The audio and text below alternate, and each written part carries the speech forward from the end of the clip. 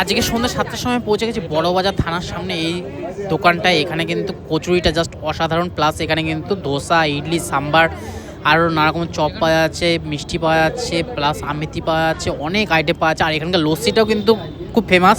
এখানে কিন্তু জল ছাড়া লস্যি বানানো হয়, প্রচুর লোক কিন্তু বসে খাচ্ছে। আমি কিন্তু এখানে নিয়েছি ছাতুর লুচি, দেখো কত সুন্দর ফুলকো ফুলকো। আর তোমাদের সাথে শেয়ার করবো তরকারিটা। এখানে কিন্তু পুরোটাই নিরামিষ, সেখানে যা আইটেম আছে, চাটনি রয়েছে, একটা তরকারি দেওয়া হয়েছে, আর এরকম গরমা গরম ফুলকো ফুলকো লুচি দেওয়া হয়েছে।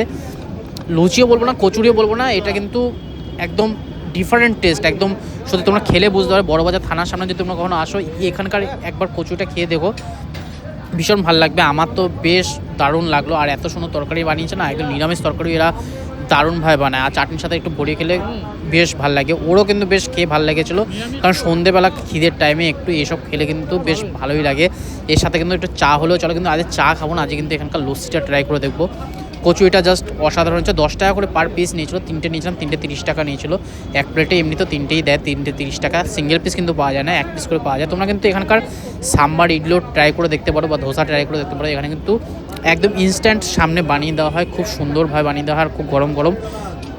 টেস্ট অসাধারণ। আমার অনেকদিন ধরে ইচ্ছা ছিল এখানে এসে খাবো, কিন্তু আজকে এই আশাটা পূর্ণ হলো, তাই খেলাম, বেশ ভালো লাগলো, তোমাদের সাথে শেয়ার করলাম। এবার এখানকার লস্যিটা ট্রাই করে দেবো। এখানকার লস্যি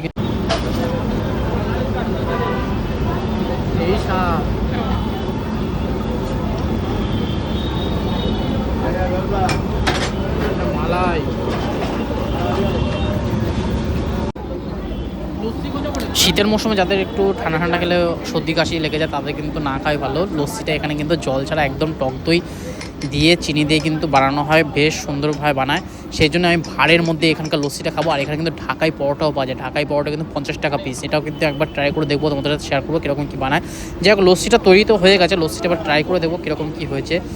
আর ঠান্ডার মধ্যে আজকাল চা খেলাম না, যে একটু লস্যিটাই খাবো ভাড়ের মধ্যে। এরকম ভাড়ের মধ্যে কখনো লস্যি খাইনি, লস্যি খেয়েছি, গ্লাসে খেয়েছি, অনেক কিছুতে খেয়েছি, কিন্তু কখনো এরকম ভাড়ের মধ্যে খাওয়া হয় না। আর ওপর দিয়ে কিন্তু এটা রাবড়ি দেওয়া হচ্ছে, রাবড়ি। এটা কিন্তু টক দই না, এটা রাবড়ি দেওয়া হলো। এটাও খাবো, এটা তার জন্য চামচ দেওয়া হবে, সেটা চামচটা দিয়ে কিন্তু এটা রাবড়িটা খেতে।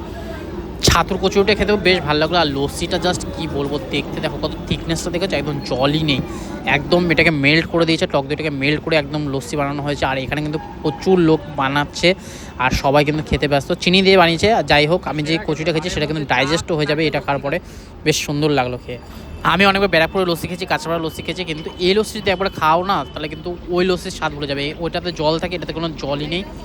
দারুণ টেস্ট, অসাধারণ লাগলো। 60 টাকার মধ্যে সন্ধ্যের খাওয়া দাওয়া বেশ দারুণ জমে গেলাম। আরও এরকম অনেক ভিডিও তোমাদের শেয়ার করবো, বড়বাজার হোক বা কলকাতার হোক, স্ট্রিট ফুডগুলো শেয়ার করবো। এরকমই ভিডিওর সাথে দেখা হবে, ততক্ষণ টাটা, বাই বাই।